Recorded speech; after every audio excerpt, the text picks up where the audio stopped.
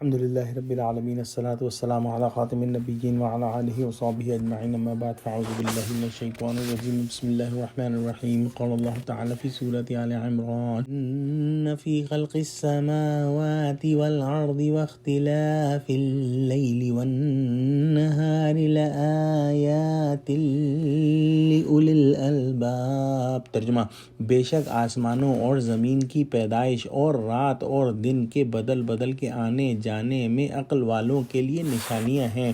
یہاں سے سورہ آل عمران کا آخری رکوع شروع ہو رہا ہے اور یہ نہایت عظیم آیات ہیں جو انشاءاللہ ہم پڑھیں گے.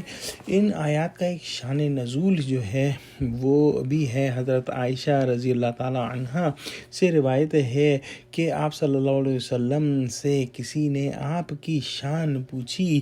آپ رضی اللہ تعالیٰ عنہ نے فرمایا کہ آپ صلی اللہ علیہ وسلم کی کس شان کو پوچھتے ہو؟ ان کی تو ہر شان عجیب تھی. ہاں، ایک واقعہ عجیب سناتی ہوں.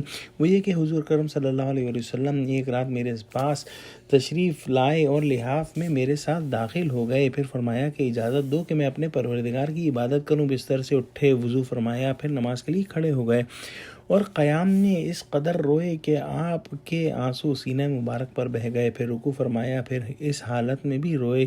پھر سجدہ کیا اور سجدے میں بھی اس قدر روئے. پھر سر اٹھائے اور مسلسل روتے رہے یہاں تک کہ صبح ہو گئی. حضرت بلال رضی اللہ تعالیٰ عنہ آئے اور رسول اللہ صلی اللہ علیہ وسلم کا نماز کی اطلاع دی. حضرت عائشہ رضی اللہ تعالیٰ عنہ فرماتی ہیں کہ میں نے عرض کیا کہ حضور اس قدر کیوں گریہ فرماتے ہیں؟ اللہ تعالیٰ تو آپ کے اگلے پچھلے گناہ معاف فرما دیے ہیں.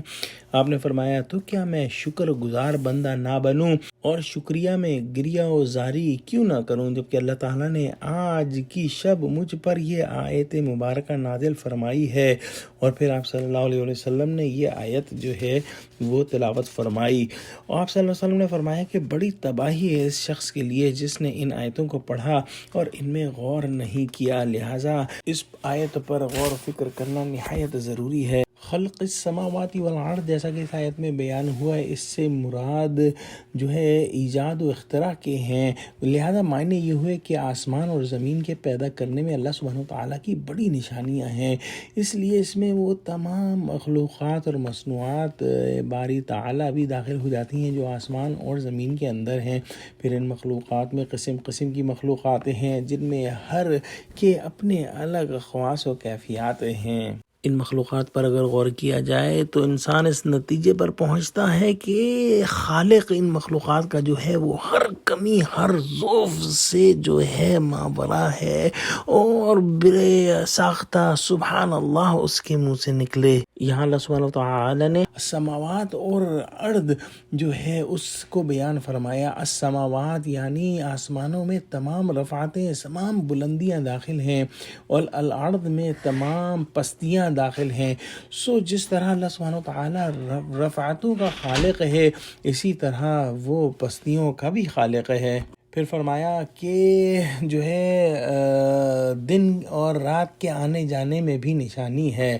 اور یہاں پہ اختلاف کا معنی جو ہے وہ یہ ہے کہ ایک کے بعد دوسرا آئے، یا ایک دوسرا معنی یہ بھی ہو سکتے ہیں کہ کمی یا زیادتی. جیسے ہم جانتے ہیں کہ موسم کے ساتھ دن اور رات کے جو آورز ہیں، جو گھنٹے ہیں، وہ کم زیادہ ہوتے رہتے ہیں. اسی طرح سے جو ملک جو ہے وہ قطب شمالی کے قریب ہیں ان میں دن زیادہ طویل ہوتا ہے. یہاں پر آیات سے معنی جو ہے وہ اللہ سبحانہ وتعالیٰ کی بڑی نشانیاں اور قدرت کے دلائل ہیں، اور اولو الالباب سے مراد عقل والے انسان ہیں. گویا اللہ سبحانہ وتعالیٰ کی تخلیق کو دیکھ کر عقل والے اللہ سبحانہ وتعالیٰ کی ذات کی طرف متوجہ ہوتے ہیں.